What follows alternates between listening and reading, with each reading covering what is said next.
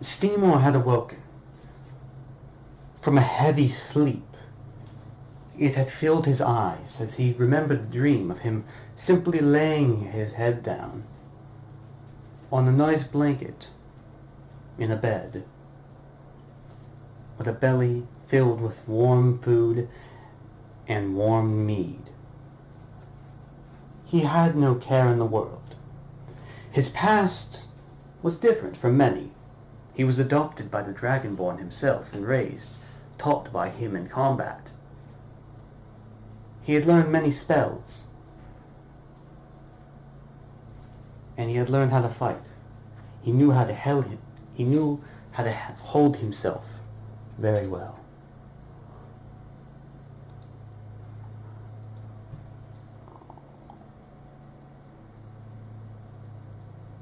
Whether it was from simple means, he knew how to fight. From long weapons to short weapons, to bows, to many other unconventional means. He knew how to fight, regardless. And then he became a guardsman. He had fought in bandit raids, to drunken brawls, to small thievery incidents. Had fought in trolls, giants, and even fought a dragon once and won. Lived to tell the tale, like his father, who had slain many. But the past was the past, and he must look forward to the present.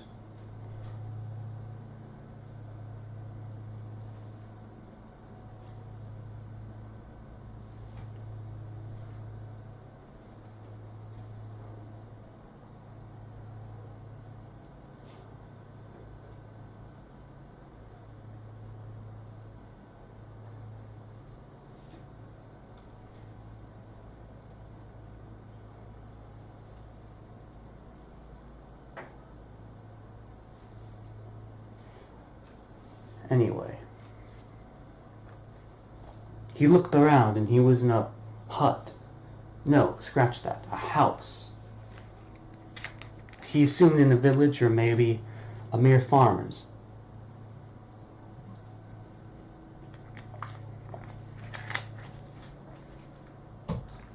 Before Seymour could say anything, he pushed himself up and looked around.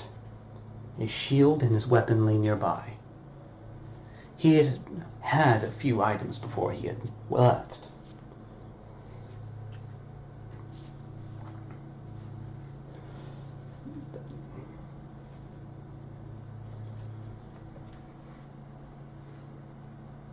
And these few things that he had had before he had left, they were simple, to say the least.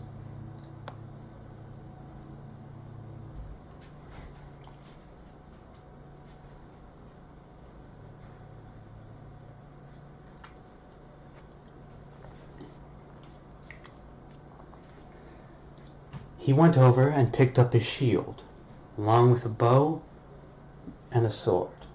He remembered his weapons, and he remembered his uniform. His uniform was pure white.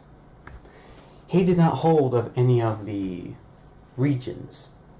He was a part of a special guardsman that was established long ago in foreign lands. This guardsman was established with a few different things in mind. They would keep Skyrim safe at all costs. He had been a guardsman for merely 5 years. Just joking. He had been one for 9, but he never really wanted to brag about it. And then he had joined the United Guard, or mostly known as the Skyrim Guard. A guard devoted to protecting all regions, which did not care if you were Imperial or if you were Stormcloak. Then again, he didn't care either. So it was perfect for him. He would always say one thing: Stormcloaks, Imperials, Dragons, Ain't no matter to me what I kill. Let them come.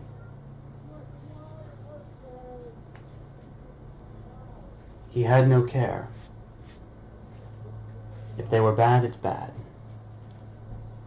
He opened the door, forcing it, not cracking it. He didn't care. As he went to search to where he was. He had enough trouble. He always had to search the skies in case a dragon were to swoop by and grab him and kill him right then and there. He didn't need to think about if he was in some home of some kind of vampire cult. But then again, they wouldn't leave his weapons. That would make him incredibly more dangerous than he already was. What he saw then was slightly surprising. He had seen lizard people before, and cats, but he would never discriminate against them. He was not in his belief. He knocked on the side of the wood. Whatever it was stirred from itself and looked over. The thing looked over at him, the pony, to say the least. It was writing, and said, hey, what are you doing? I didn't expect you to be awake.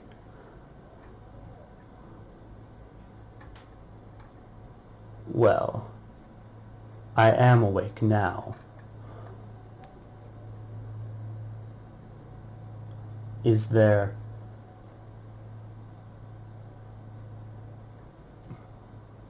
any reason as to why I was, well, asleep? No, more questionably, is there any reason as to why I was asleep in your home, citizen?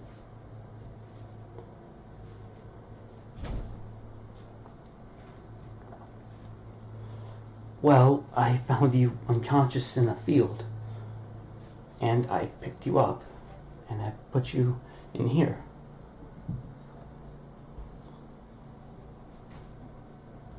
His face softened and went over and said, As to my thanks, I would like to give you a gift. It is not much, but it is something. He pulled out his traveling pack and put something onto the table for him. It was a sweet roll.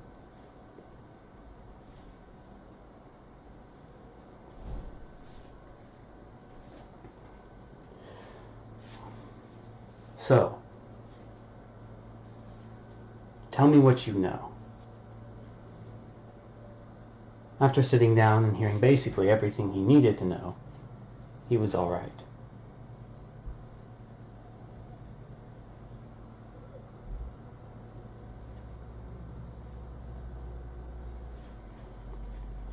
So, what's your plans now, citizen? Why do you keep calling me citizen? It is a part of my background and a part of, well, who I am. It is also a part of what I am, most importantly. I am a guard. And if you disrespect the law, you disrespect me. Are we understood? Yes, sir. Slightly shaking. What is that thing you wear on your head? Oh, it's a flat cap. To many of those who had no idea of what the, well, pony in question looked like, it was a stallion. And the stallion, most importantly, well, was of something different. He had blue eyes, crystal blue eyes. He possessed a gray coat, whilst sporting black hair. Just joking, no. Actually, never mind, I'm just kidding. He is sporting black hair. And his cutie mark was something of difference.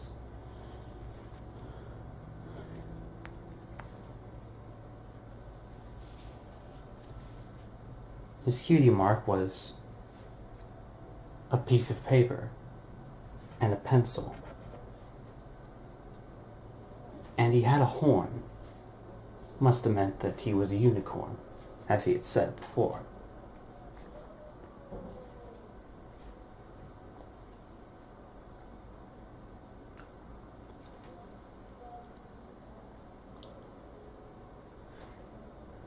He looked around the home and it seemed to have been empty mostly. He looked down and said, "I assume you're moving." He looked up and said, "Actually, no, I'm traveling. Money's been tight. My books haven't been making as much money as I wished for them to make. So I'm going to have to move. I guess since I'm in a new world, I can accompany you, traveler."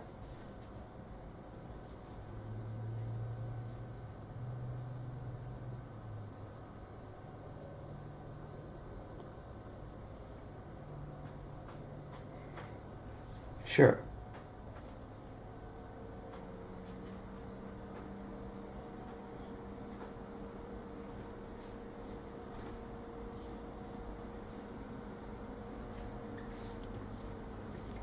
Did not take long for them to become friends.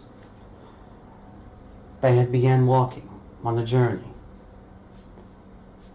He looked over to him and said, "Be hell or be high water, your life is in my hand. My shield is yours to guide, and my sword is yours to direct. What is thy name, traveler?" "Oh, it's Featherhoof. Featherhoof.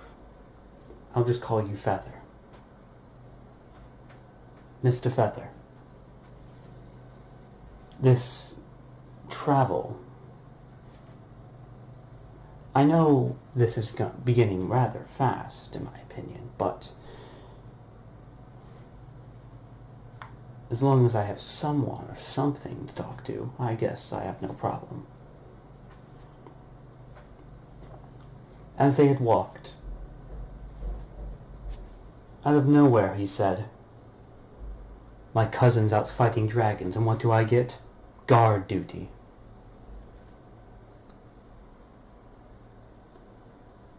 He looks over and says, "What?" "Nothing."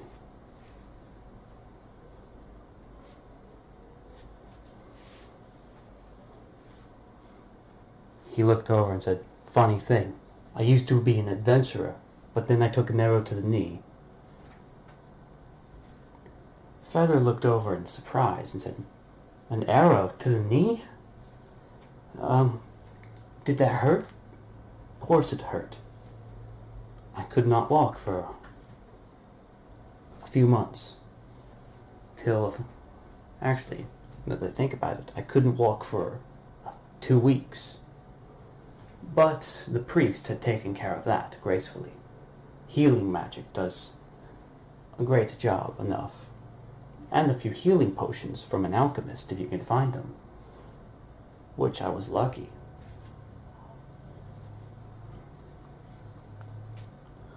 "What kind of magic do you do?"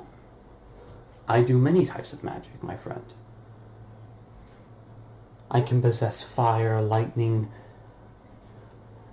and ice, if I so desire. I can conjure great entities to do my bidding as I desire. I can sprout life, and I can heal others, if I so desire. There are many, many things I can do, if I so desire."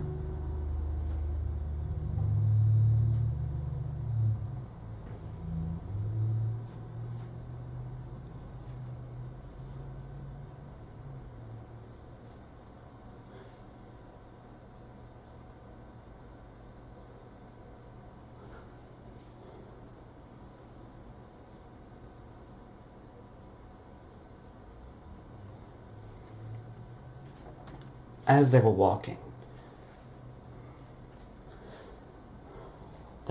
out of the house. Many of the ponies looked at them in surprise. mainly because Featherhoof had carried him in during the nighttime.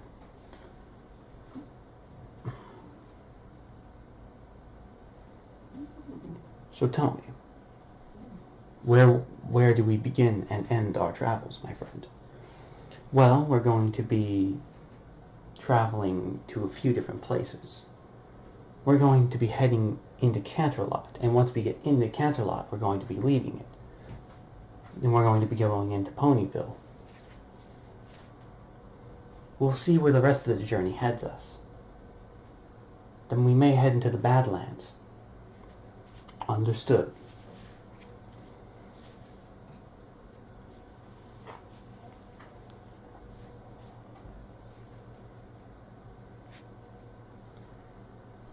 One of the armored guards had seen them. They were in a village that was protected mainly because it was a priority, mainly because it had mines, and the mines were extremely useful to the citizens, so they had upped the guard. The guard had a spirit approach them, and he looked at him and said, "Guard might get nervous. A man approaches with his weapon drawn."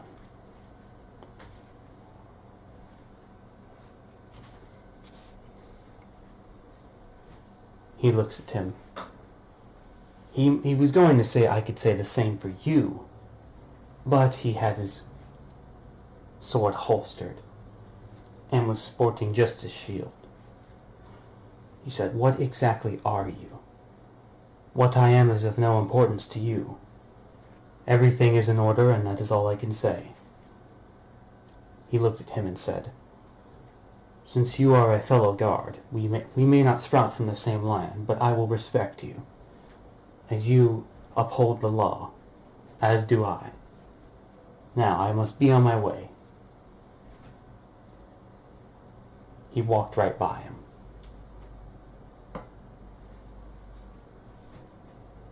Featherhoof said, "This is going to be one long journey. Buck,